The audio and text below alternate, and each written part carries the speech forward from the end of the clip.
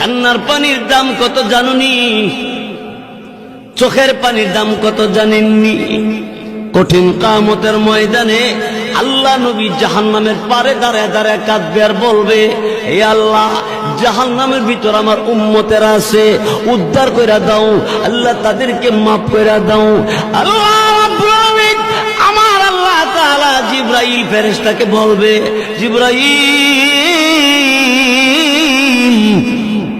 আমি আল্লাহর কুদরতি দরবারে পানির পাতিল আছে, পানির পাতিল নিয়ে যাও, আমার নবীর কাছে নিয়ে দিবা। নবীকে বলবা এই পাতিলের পানিটা জাহান্নামের ভিতরে ছেড়ে দেওয়ার জন্য। রসুলের কাছে জিবরাইল পানির পাতিল দিবে, আর জিবরাইল ফেরেশতার কাছ থেকে রসুল পানির পাতিল পাইয়া পানিটা জাহান্নামের ভিতরে ছেড়ে দিবে।